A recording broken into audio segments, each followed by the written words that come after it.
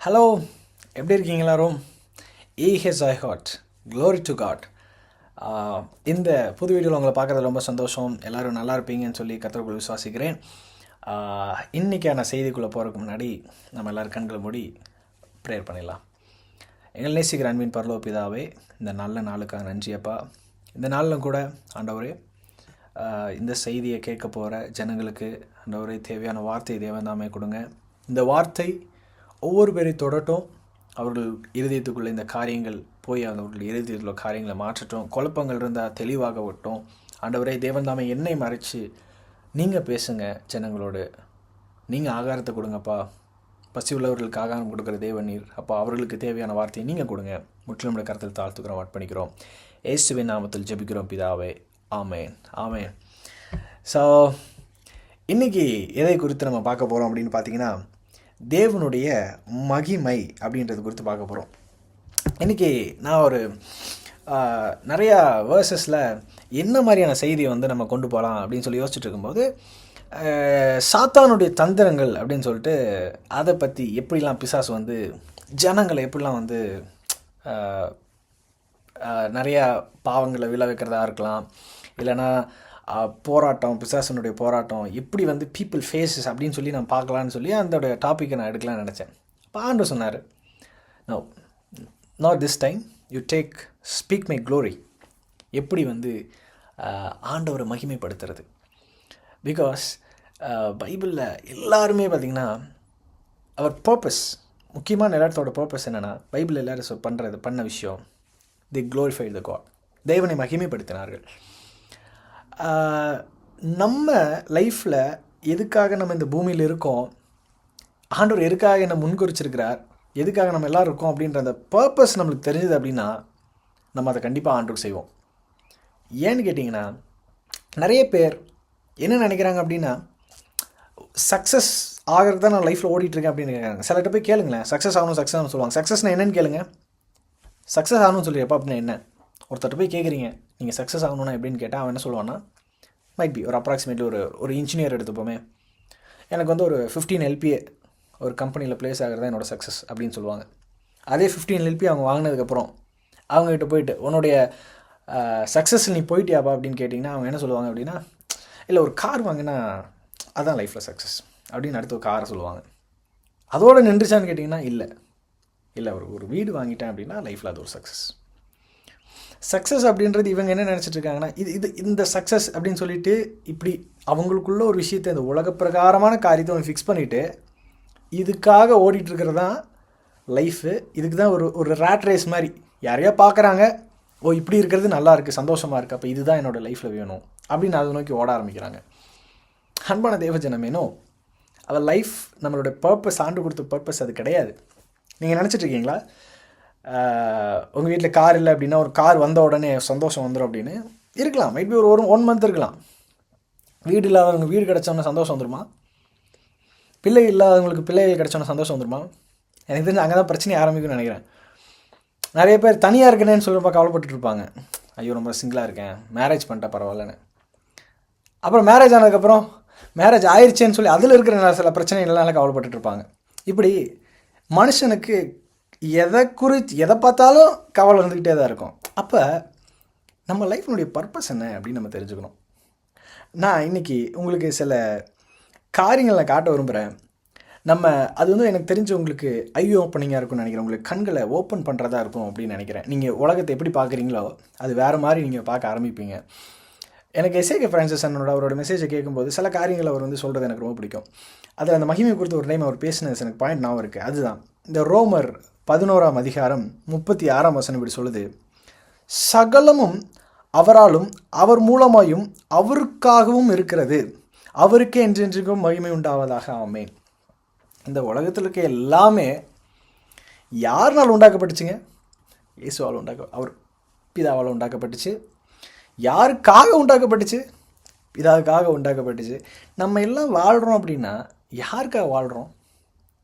It's for him. உங்களுக்கு இந்த சரீரத்தை ஆண்டவர் கொடுத்துருக்காரு. நீங்கள் ஒருவேளை வெள்ளையாக இருந்து ரொம்ப கலராக இருக்கலாம், அழகாக இருக்கலாம், இல்லை நல்ல தாளந்துகளை கொடுத்துருக்கலாம், இல்லை உங்களுக்கு நல்ல ஒரு பேச்சு திறமையை கொடுத்துருக்கலாம். இதை உங்களுக்கு ஆண்டவர் கொடுத்ததும் அவருக்காக தான் கொடுத்துருக்காரு. உங்களுக்கு பிள்ளைகளை கொடுத்துருக்காரா? அது யாருக்காக? ஆண்டு அவரை மகிமைப்படுத்துறதுக்கு தான் கொடுத்துருக்கிறார். உங்களுக்கு ஒரு வேலையை கொடுத்துருக்காரா? எதுக்கு? அவரை மகிமைப்படுத்த. உங்களுக்கு ஒரு சின்ன ஒரு தொழில் இருக்கா? எல்லாமே அவரை மகிமைப்படுத்துறதுக்காக தான் கொடுத்துருக்கிறார் உங்களுக்கு. அவரை மகிமைப்படுத்தும்படியாக தான் நான் இந்த சரீரத்துக்குள்ளே இருக்கேன். அவரை மகிமைப்படுத்தும்படியாக தான் நான் இந்த பூமியில் இருக்கேன். சரிங்க, மகிமைப்படுத்துறதுன்னு சொல்கிறீங்களே, என்ன மகிமைன்னா என்ன அப்படின்னா, அவர் மகிமைப்படுத்துறது என்ன அப்படின்னா, நான் சில இங்கிலீஷ் வேர்ட்ஸில் பார்க்கும்போது ஹானரிங் த காட், அவருக்கான பொசிஷனை அதை நினச்சி, அவருக்கு அந்த பொசிஷனை நினச்சி நம்ம தேங்க்ஸ் கிவிங் பண்ணுறதா இருக்கலாம், துதிக்கிறதா இருக்கலாம். ஸோ இதை குறித்து தான் நான் ஒரு 2 முக்கியமான பட்டயங்களை குறித்து நான் காட்ட போகிறோம் பைபிளில். ஓகேங்களா? 2 முக்கியமான அது 2 சைடு அந்த இருபுறமும் கருக்குள்ள பட்டயம்ன்ற மாதிரி அது ஒரு முக்கியமான ஒரு டூல். அது இருந்துச்சுன்னா இதை வச்சு நம்ம ஆண்டவரை மகிமைப்படுத்த முடியும் அப்படின்னு சொல்லி இன்றைக்கி பார்க்கலாம். இதில் நீங்கள் இன்னொன்று நல்லா கவனிக்கணும்.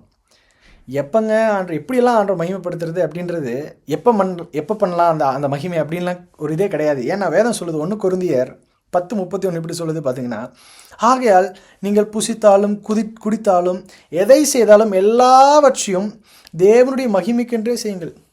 எப்பா, நீ சாப்பிட்டாலும் தூங்கினாலும் நீ சாப்பிட்றதெல்லாம் எதுக்கு? ஆண்டவர் மகிமைப்படுத்துறது தான். நீங்கள் வேலை செய்கிறீங்களா, சம்பளம் கிடைக்குதா, அதிலிருந்து ஆண்டவருக்கு தசமாக கொடுக்குறீங்க, காணிக்கை கொடுக்குறீங்க, ஆண்டவர் மகிமைப்படுத்துறதுக்கு. நீங்கள் வேலைக்கு ஓடுறீங்களா, வர்றீங்களா, எல்லாமே எதுக்காகனா அவருடைய மகிமைக்காகன்னு நம்ம நினச்சி செய்யணும். சரி, இப்போ இந்த மகிமைப்படுத்துறது எப்படி பண்ணலாம் அப்படின்னு பார்த்தீங்கன்னா, வேதத்தில் ஒரு முக்கியமான ஒரு நபர் யாருன்னா தாவீது. அவர் எப்படி ஆண்டவரை மகிமைப்படுத்தினார் அப்படின்னா, தாவீதுன்னு சொன்னாவே எல்லோரும் சொல்லிடுவாங்க, ஒரு சங்கீதக்காரன்.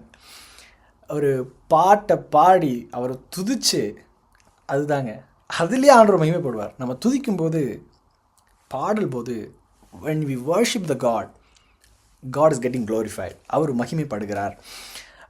அதுக்கான வசனம் என்னென்னு பார்த்தீங்கன்னா, எடுத்து வாசிக்கலாம். சங்கீதம் 86:12.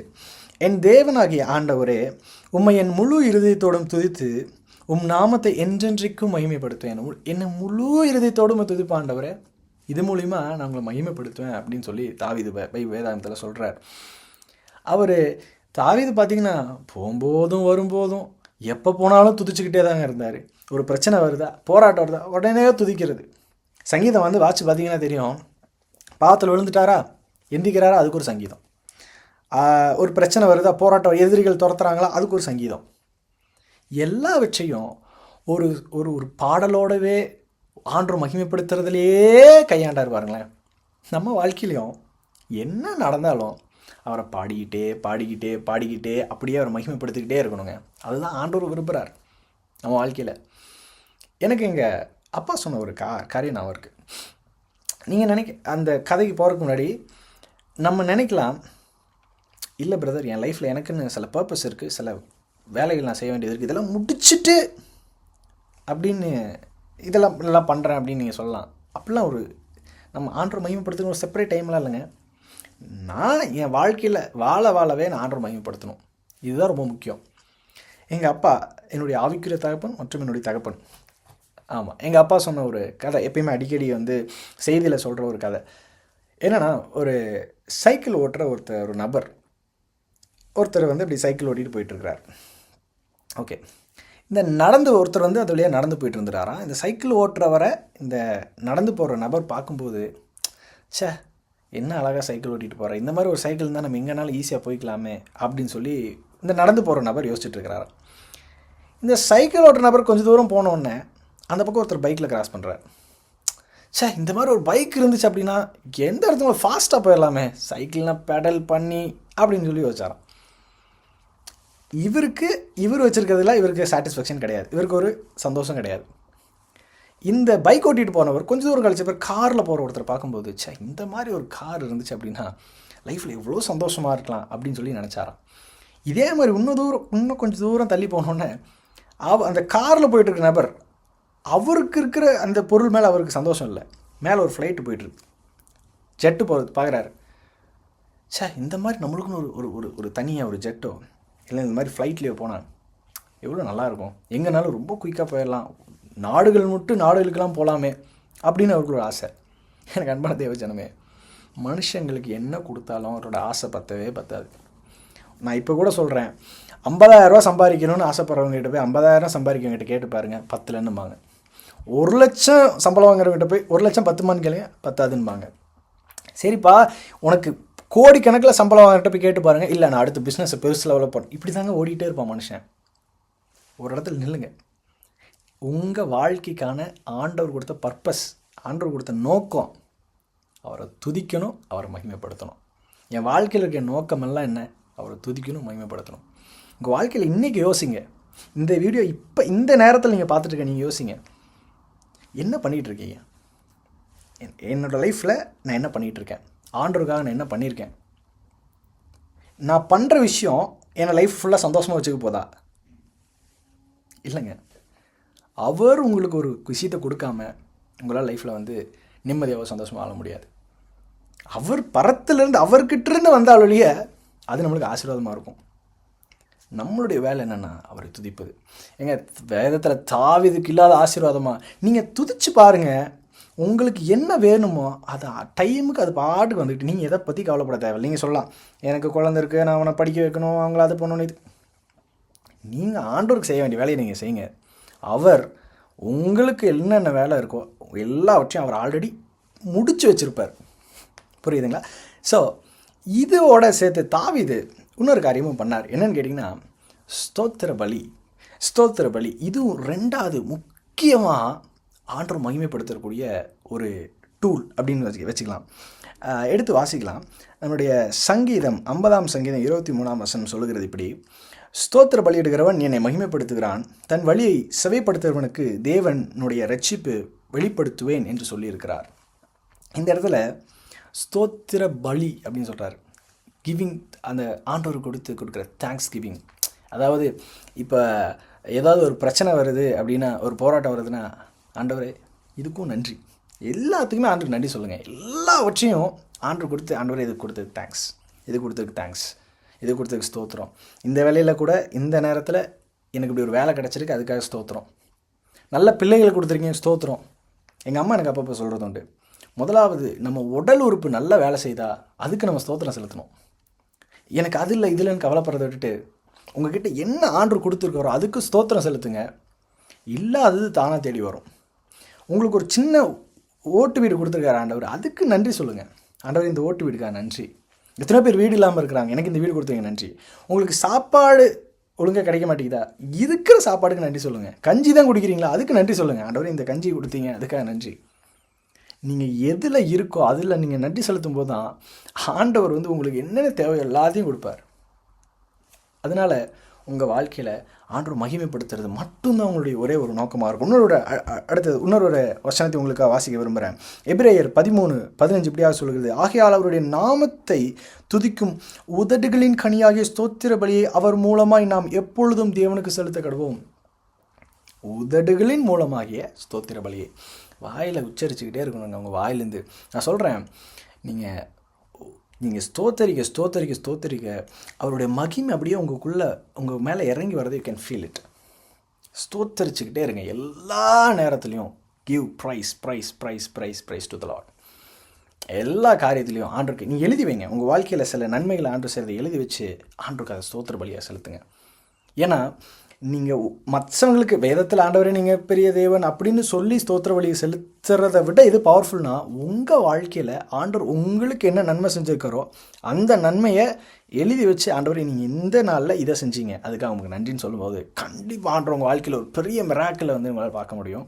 பெரிய மகிமையை உங்களால் அதை ஃபீல் பண்ண முடியும். ஆண்டவர் உங்களோட இருக்கிறத கூட உங்களால் ஃபீல் பண்ண முடியும். இன்னொரு வசனம் உங்களுக்கு நான் காட்டுறேன். சங்கீதம் 34:3 இப்படியாக சொல்லுகிறது: கர்த்தரை நான் எக்காலத்திலும் ஸ்தோத்தரிக்கிறேன், அவர் துதி எப்போதும் என் வாயில் இருக்கும். தாவீது சொல்கிறார், எக்காலத்திலும் ஸ்தோத்தரிப்பேன். அவர் சொல்கிறார் பாருங்கள், இந்த ரெண்டையுமே ஒரே டூலில் கையாளுறாரு பாருங்கள். நான் கர்த்தரை எப்போதும் ஸ்தோத்தரிப்பேன், எப்பயுமே ஸ்தோத்திரம் பண்ணிகிட்டே இருப்பது. உட்காரும்போது ஸ்தோத்திரம், எந்திக்கும் போது ஸ்தோத்திரம், பாத்ரூம் போனால் ஸ்தோத்திரம், வலிக்கூட்டு விழுந்துட்டு அதுக்கும் ஸ்தோத்திரம், எல்லாத்துலேயும் ஸ்தோத்திரம். இது எல்லாத்துலேயும் ஸ்தோத்திரம்னா இதாங்க, அது எல்லா நேரத்துலையும் ஸ்தோத்திரம். அவருடைய துதி எப்போதும் என் வாயில் இருக்கும். சும்மாவே இருக்க மாட்டாருங்க. மற்றவர்கள்ட்ட பேசுகிற நேரத்தை விட ஆண்டவர் துதிக்கிற நேரத்தை அதிகம் பண்ணுங்கள். ஆண்டவர் இடத்துல செலவிடுகிற நேரத்தை அதிகம் பண்ணுங்கள். அவருடைய மகிமை உங்களை சுற்றி இருக்கணும். ஒரு மகிமைப்படுத்தி கொண்டே இருக்கணும். ஏன்னா நீங்கள் வந்து இந்த நீங்கள் போயிட்டுருக்க இந்த நேரத்தை காலத்தை எதுக்காக வீண் செய்யக்கூடாது. ஆண்டவர் நம்ம இந்த பூமியில் வச்சுருக்கிறதுக்கான நோக்கம் என்னென்னா அவரை மகிமைப்படுத்துவதற்காக. அதை மட்டும் விட்டுறாதீங்க. கண்டிப்பாக துதிக்கிறது ஸ்தோத்தரிக்கிறது எப்பயும் மறக்காதீங்க. இன்னொரு காரியத்தையும் உங்களுக்கு சங்கீதத்தில், அதே சங்கீதத்தில் 104 இப்படி சொல்லுகிறது. சங்கீதம் 100:4, ஸ்தோத்திரத்தோடைய அவருடைய வாசல்களிலும் துதியோடைய அவருடைய பிரகாரங்களிலும் பிரவேசித்து அவரை துதியுங்கள், அவருடைய நாமத்தை ஸ்தோத்தரியுங்கள். இந்த மாதிரி நிறைய வசனங்கள் துதிக்கிறது குறித்து சொல்லிக்கிட்டே போகலாங்க. நம்மளுடைய பர்பஸ், நான் இந்த உலகத்தில் இருக்கிறதுக்கான பர்பஸ், ஆண்டு மனுஷனை உண்டாக்குனதுக்கான பர்பஸ் என்னென்னா அவரை மகிமைப்படுத்த. அவர் எப்படி மகிமைப்படுத்தலான்னா அவரை ஸ்தோத்தரிக்கணும், அவர் துதிக்கணும், அவர் ஸ்தோத்தரிக்கணும், அவர் துதிக்கணும். எல்லா சூழ்நிலையிலும் நீங்கள் அதை பண்ணுங்கள். கண்டிப்பாக உங்கள் வாழ்க்கையில் நீங்கள் இப்போ போயிட்டுருக்கிற ஒரு பிரச்சனையாக இருக்கலாம். இப்போ இந்த வீடியோ நீங்கள் பார்த்துட்ருக்க நேரத்தில் எனக்கு இப்படி ஒரு பிரச்சனை இருக்குது, இதுலேருந்து என்னால் மீண்டு வர முடியுமா, இப்போலாம் நீங்கள் யோசிச்சு நிறைய கவலைகள் இருக்கலாம். நான் சொல்கிறேன், God is speaking to you, my dear brother. God is speaking to you. இதெல்லாம் ஒரு பிரச்சனையே கிடையாது, இதெல்லாம் ஒரு போராட்டமே கிடையாது. நீங்கள் ஆண்டவங்களை துதிச்சு பாருங்கள். இதே மாதிரி கஷ்டப்படுற எத்தனையோ பேருக்கு நீங்கள் சாட்சியாக மாறுவீங்க. கண்டிப்பாக ஆண்டவங்களை மாற்றுவார் அப்படின்னு நான் விசுவாசிக்கிறேன். இந்த செய்தி மூலிமா கண்டிப்பாக கர்த்தர் உங்களை ஆசீர்வதிப்பார். இதை இவ்வளோ நேரம் கேட்டுட்டு இருந்த உங்களை கர்த்தர் ஆசீர்வதிப்பாராக. இப்போ கூட நம்ம ஜெபிச்சு முடிக்கலாம். எங்களை நேசிக்கிற அன்பின் பரலோக பிதாவே, அப்பா, இந்த வேலையும் கூட ஆண்டவரே உம்மை மகிமைப்படுத்துவது எப்படி அப்படின்றத குறித்து ஆண்டவரே எப்படி தாவீது எப்படி வேதத்தில் ஸ்தோத்திரிச்சார், துதிச்சார் அப்படின்றத குறித்து நாங்கள் ஆண்டவரே சில நிமிஷங்கள் பார்க்க கர்த்தர் கொடுத்த கிருபைக்கு நன்றி. ஆண்டவரே இதை பார்க்கிற ஜனங்கள் ஆண்டவரே முழு இருதயத்தோடும் முழு உள்ளத்தோடும் உம்மை ஸ்தோத்தரிக்க, உம்மை மகிமைப்படுத்த கிருபை செய்யுங்கப்பா. ஆண்டவரே கண்டிப்பாக சில நபர்களோட இந்த காரியத்தை குறித்து நீங்கள் பேசியிருக்கீங்க, அவங்க கவலைகள் இதனால் மாறி இருக்குன்னு நான் விசுவாசிக்கிறேன்ப்பா. அதுக்காக நன்றி. இந்த வார்த்தை கேட்கும் பொழுதே அவங்க மனசுக்குள்ளே ஒரு காயங்கள் ஆறுகிறது, மனசில் சில மாற்றங்கள் உருவாகிறத நாங்கள் பார்க்குறேன்ப்பா. உங்களுடைய கிருபைக்கு நன்றி, நீர் கொடுத்த வார்த்தைக்கு நன்றி. சகல துதிக நமக்கு நமக்கே செலுத்துகிறோம். ஏசு கிறிஸ்துவின் ஜெபிக்கிறோம் நல்ல பிதாவே, ஆமென். Thank you all. உங்களை இன்னொரு அடுத்த வீடியோவில் வந்து பார்க்குறேன். May God bless you. Amen.